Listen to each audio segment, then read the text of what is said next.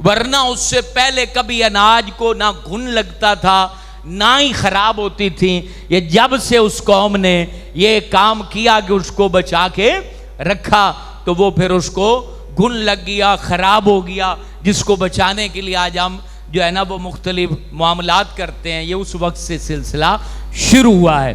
تو یہ من و سلوہ اللہ کہتا ہے کہ میں نے تمہارے اوپر نازل کر دیا. کلو من طیبات, کلو تم کھاؤ, من طیبات پاکیزہ. کون سا پاکیزہ؟ ما رزقناکم, جو ہم نے رزق تمہیں پاک رزق دیا ہے اس میں سے تم اب کھاؤ, تمہیں کھلی چھوٹ ہے, یہ تم اچھے طریقے سے اس کو کھا لو. وما ظلمونا, اور انہوں نے ہم پہ کوئی ظلم نہیں کیا. اللہ کہہ رہا ہے جو انہوں نے کھانا بچا کے رکھ لیا اور اللہ سے توکل چھوڑ دیا, یقین چھوڑ دیا, چیزوں کو رکھ دیا کہ مہینہ مہینہ کھائیں گے, حالانکہ روزانہ صبح کے وقت ان پہ رزق نازل ہوتا تھا. یہ صبح کے وقت کی بڑی اہمیت ہے, یاد رکھیں. رزق والا فرشتہ بھی صبح صبح زمین پر اللہ کے حکم سے آ جاتا ہے. لیکن وہ لوگ جو اٹھتے ہی 10 بجے فجر ہی نہیں پڑھتے, محروم ہے, صبح قرآن ہی نہیں کھول کے دیکھتے, تو پھر وہ رزق کی تقسیم اور اس کی برکات سے محروم رہتے ہیں. تو اللہ کہہ رہے انہوں نے جو یہ حرکت کی ہے, وما ظلمونا, ہمارا کچھ نہیں بگاڑا. اللہ کہتا ہے ہمارا کچھ نہیں بگاڑا. قیامت تک کے نافرمانوں کو بتا دیا تم جو کرو گے ہمارا کچھ نہیں بگاڑو گے. ولیکن کانوا, مگر ان لوگوں نے, انفسہم, اپنی جانوں پر, یظلمون, ضرور ظلم کیا ہے, اپنی جانوں پہ ظلم کیا ہے, اپنا بگاڑا ہے, ہمارا کچھ بھی نہیں بگاڑا. رب کا کوئی بھی کچھ بھی نہیں بگاڑ سکتا. تو میرے دوستو یہاں ایک بات, اگر اللہ نے آپ کو رزق دیا ہے, فراوانی دی ہے, تو توکل کو بھی اپنے ہاتھ میں رکھیں, خرچ کریں, صدقہ کریں. یہ ختم نہیں ہوئے گا, یاد رکھیں یہ ختم نہیں ہوئے گا. کبھی سوچا ہے آپ کے باپ کے پاس تو 2 ایکڑ زمین نہیں تھی, اللہ نے آپ کو 50 ایکڑ دے دی, کہاں سے آئی؟ کیا ماں کے پیٹ میں کسی نے خبر دی تھی کہ تم اتنی زمینیں بنا لو گے؟ تمہارے پاس بچپن میں 1000 روپیہ نہیں ہوتا تھا, آج لاکھوں روپے تمہاری جیبوں میں. کیا تمہیں خبر تھی کہ اتنا پیسہ تمہارے پاس آ جائے گا؟ تم دیہڑیاں کرتے تھے, آج تم دکانیں بنا کے بزنس کر رہے ہو. کیا تمہیں اطلاع تھی کہ یہ زمانہ بدل جائے گا؟ اور ایسے لوگوں کو بھی دیکھو گے جو ارب پتی تھے آج کنگال ہیں, آج ان بھی نہیں ہے. آپ کہو گے ان کے بچوں نے غلطی کی, انہوں نے غلطی کی. اور میاں جب مقدر بدلتے ہیں غلطیاں بھی ہو جاتی ہیں. جب تقدیریں پھیرا ڈالتی ہیں تو پھر تدبیر کام نہیں آتی. ہم نے دیکھا ہے دنیا پھراؤں, بڑے بڑے سیانے باپ کی اولاد آج کنگال ہو چکے ہیں. جب پھیرا ڈالتا ہے مقدر تو پھر عقلیں کام نہیں کرتی, سیان پن کام نہیں کرتا, پھر بڑے بڑے مشورے کام نہیں آتے. یہ اللہ ہے, یہ اللہ ہے, یہ اللہ ہے. ایک ہلکا سا پھیرا ڈلتا ہے, تقدیر گھمر گھیری میں ڈال دیتی ہے. پھر دریا کا جو بھنور ہوتا ہے, اس بھنور میں جیسے بندہ پھنسے تو بڑے بڑے غوطہ خور بھی اس کو نہیں نکال پاتے.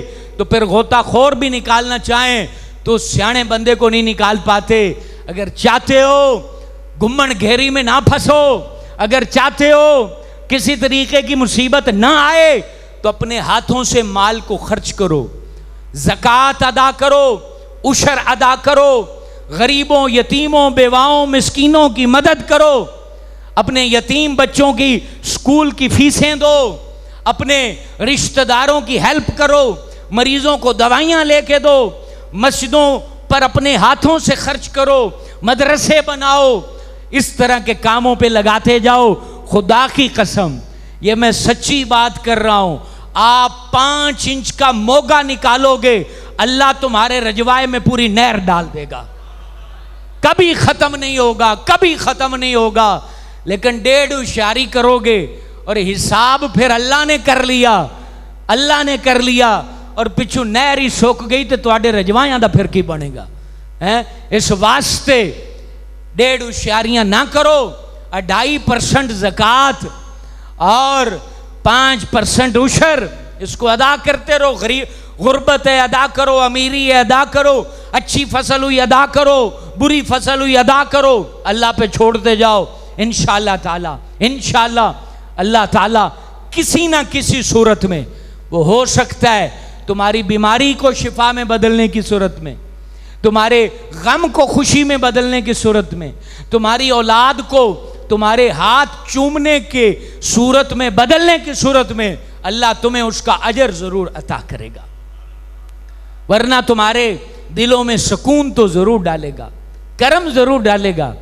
कुरान कहता है, आगे चल के ये बातें आएंगी, कुरान कहता है ये शैतान तुम्हें फकर गुर्बत का डर दिलाता है, डराता है, तू गरीब हो जाएगा, डराता है, तेरे कोल कुछ नहीं बचना। लेकिन डरना नहीं, ये कहना है लाइन दफा हो जा। जिसने नंगे बदन पर कपड़ा पहनने की तौफीक दी वो मरते दम तक रिज़्क़ के दरवाजे भी खोले रखेगा, खोले रखेगा। अपने ऊपर खर्च करें, सबसे पहले आपका हक है। अल्लाह ने पैसा दिया, लिबास खरीदें, अपनी जूती खरीदें, अपनी औलाद को, अपनी बीवी को, और जो लिबास और जूता आपने पहना है उसी किस्म का जूता और लिबास आपकी मां पहने, आपका बाप पहने। समझ आ गई? मां और बाप का लिबास अपने साथ खरीदो। अच्छा खाना सुबह भी खाओ, शाम भी खाओ, जो बच जाए तो अल्लाह का शुक्र अदा करो और उसमें से एक मिकदार सदका करो। डरो ना कि तुम गरीब हो जाओगे, गरीब हो गए तो क्या हो गया। वो किसी ने अच्छी बात कही, पैसा इकट्ठा करते करते सेहत गंवा दी और फिर पैसा खर्च करते करते सेहत वापस ली और फिर मौत आगे कब्र में चले गए। हैं? ऐसे ही होता है ना, पैसा बच जाए सेहत भाड़ में जाए। हैं? पुत्रा को नवियां नवियां कारां ते गड्डियां आ जान, बाबा मरदा है तो मर जावे, और बाबा भी सुभान अल्लाह लगा हुआ है, ना चंगी दवाई लेनी ना चंगा सूट पाना है। और औलाद है कि वो फिर कहती है बाबा तू साढ़े आस्ते कीता की, फिर दिल करता है कि बंदा निकर जावे, मर जावे। जिंदगी लगा दी और अब बच्चा कह रहा है कि मेरे लिए तुमने किया क्या है। इसलिए दो चीजों में कभी कंप्रोमाइज न करें। पहली चीज अपनी सेहत पर, और दूसरी चीज अपनी कब्र बनाने पर। अपनी कब्र आपने बनानी है। जेड़ा तुसी इसो मेहनत जे ना इलाके दे मौलवी आनगे ते खत्म पढ़नगे, ये तो गरीब रोले नूं पए होंदे, 100 इनू देना है तो 500 इनू देना है, तो तुहाडी कब्र च बख्शिश किन्ने करावनी है कि नहीं? लड़ते नहीं रहंदे तुसी कि जनाब ऐस खत्म दी खिदमत किन्नू करनी है। तो जो आपने पढ़ा है, जो आपने अपने हाथ से लगाया है, वही कब्र में नूर बन के पहुंचेगा। वो 0 दा बल्ब लगा लो या फिर 100 वाट दा लगा लो, वो तुहाडी मर्जी है। मौलाना अशफाक ने तुहाडी कब्र ते आके कोई नहीं पढ़ना है, पक्की गल है। कोई पढ़ेगा तो ओ जनाब या लामून ते तालामून ही समझ आनी, अगू पिछू कोई समझ नहीं आनी है। ते पुत्रा तुहाडियां घरी फिल्म वेखनी है तो मौलवी नूं 40 दिनां दा उन्हां 10,000 रुपया देना है, तो सुबह सुबह जा सी मुसल्ला सटेगा जी, अज दी 2 सिपारे हो गए, अज ही 5 हो गए, अज ही 10 हो गए, अज ही कुरान हो गया है। और जिन्हां दी कबर ते पुत्र ना पढ़न, मौलवियां दे दादे लगते हैं कि उन्हां दी कबरां ते बह के सही सही कुरान पढ़न? दसो मैनू जरा, फैसला करो। जिन्होंने उन्हें 10 किले जमीन दी है, 10 किले जमीन जिन्हें ले ली वो पढ़न जोगा नहीं, तो 10,000 वाला तुसी उम्मीद लाई बैठे जो पढ़ता पिया है। जिन्हों तुसी मुर्दे का सिर्फ सूट दिता है, एक मजली दी है, एक मंजी दी है, एक लोटा दिता है, ते 2 टाइम का खाना दिता है, और सुभान अल्लाह सोची बैठे जे वो पढ़ के तुहानू जन्नत भेजदा पिया। ये सारियां बेवकूफियां छड्ड दो, میری گل بھاویں لگے بری چاہے اچھی لگے، آدھے ہاتھ نال خرچ کر کے جاؤ، پانی دی سبیل بنا کے جاؤ، مدرسہ بنا کے جاؤ، مسجد بنا کے جاؤ، ایک یتیم نو پڑھا کے جاؤ، کچھ بھی کر کے جاؤ، تہاڈا پیسہ ہے میاں، تہاڈا پیسہ ہے، مرن تو بعد وہ تہاڈا پیسہ نہیں، وہ وارثاں دا ہے، مرن تو پہلے خرچ کر لو، کسے تو پوچھن دی ضرورت نہیں، مرن تو پہلے ایک حصہ ہوندا ضرور خرچ کرو۔ 5 سال ہو گئے میں پٹدا رہیاں، روندا رہیاں، عرض کردا رہیاں کہ مسجد بن رہی ہے، اندے تے لا لو، بوری سیمنٹ دی لا لو، کچھ لا لو، تاکہ تہاڈا پیسہ تہاڈے ہتھاں نال لگ جائے، آج نہیں کل موت آ جائے، کوئی پتہ نہیں، یہ چیزاں لگیاں ہون گیاں، ایتھے عبادت ہو رہی ہونی ہے، اور وہ ثواب قبر وچ فرشتے نورانی تشتاں وچ رکھ کے تانوں پہنچان گے، میاں تیرا وہ تحفہ ہے جیڑا درخت جیڑا نور دا مینار تو کھڑا کر کے آیا، سمجھ آئی بات؟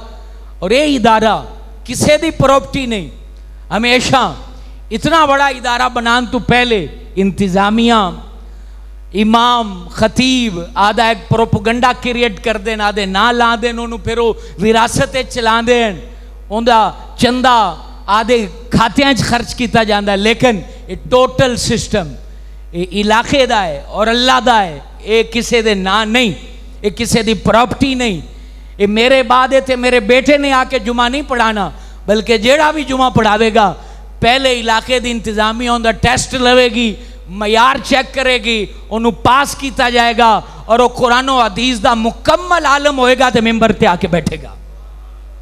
یہ ریکارڈنگ ہو رہی، میرا بیٹا میری وجہ تو آ کے ممبر تے جمعہ پڑھان دا اہل اور حقدار نہیں ہوئے گا، نہیں ہوئے گا، نہیں ہوئے گا، وہی ہوئے گا جنہوں قرآن آندہ ہوئے، حدیث آندہ ہوئے، اور رب تعالیٰ نال محبت کردہ ہوئے۔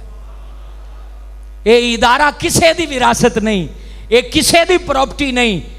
تو میرے دوستو پھر ایتھے خرچ کرنے والے لوگ کتنے نصیب آلے اور مقدر آلے ہیں کہ مرن تو بعد یہ سارے نظام دا ثواب مینوں تے توانوں اللہ دی رحمت تے امید قبر وچ پہنچتا رہے گا۔ اب یہ قوم پہنچ گئی اور میدان میں اللہ رب العالمین نے انہیں من و سلوہ عطا کیا، اور پھر کہا من و سلوہ تمہیں مل گیا ہے، پانی کا چشمہ جاری کیا، وہ سب کچھ مل گیا۔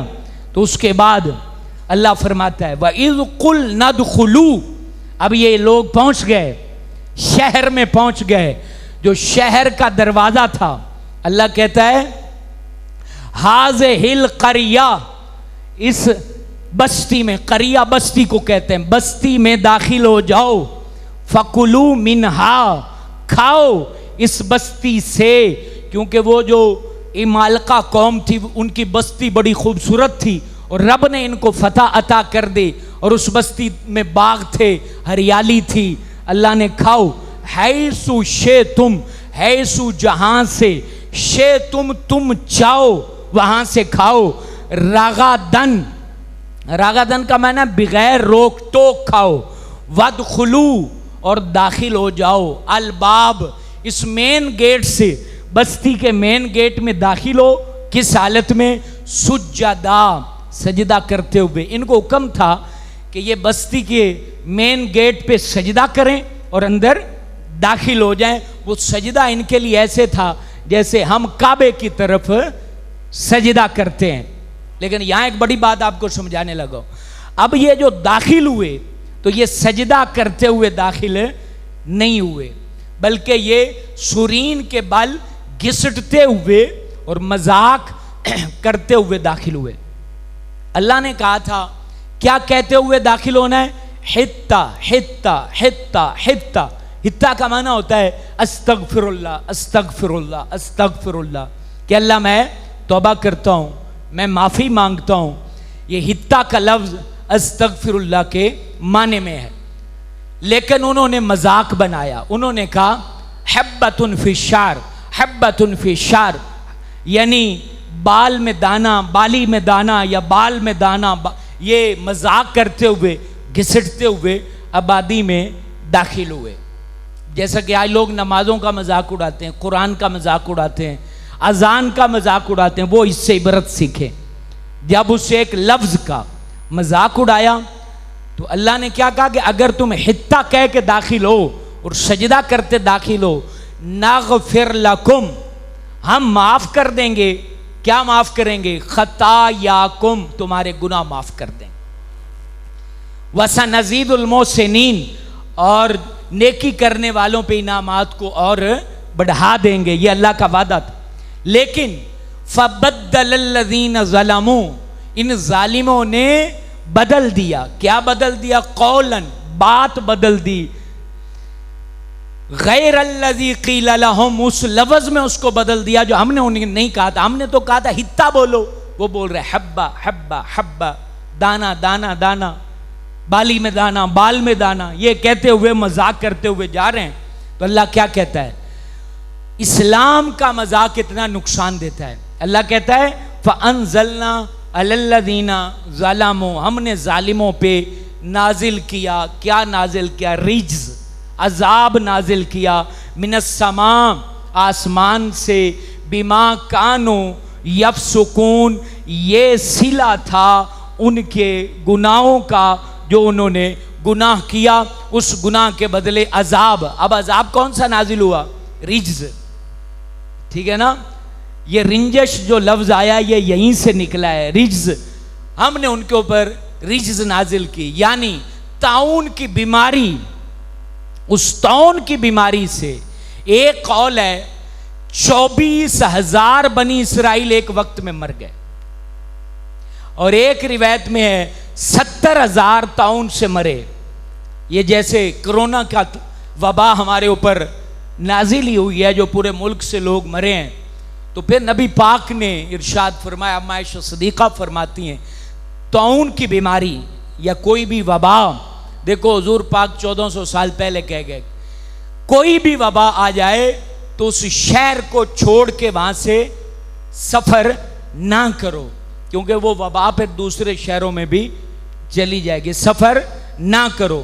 تو اما عائشہ صدیقہ فرماتے ہیں اگر کوئی صبر کرے اور وبا میں سفر نہ کرے تو نبی پاک نے کہا اگر اس کو موت آ گئی تو اللہ کے حضور وہ شہید لکھا جائے گا. اور نبی پاک نے کہا جو وبا ہے وہ کافروں کے لیے عذاب ہے، اور حضور فرماتے ہیں میری امت کے لیے وہ رحمت ہے. یعنی وہ مرے گا تو شہید لکھا جائے گا، وہ شہید شمار ہوگا.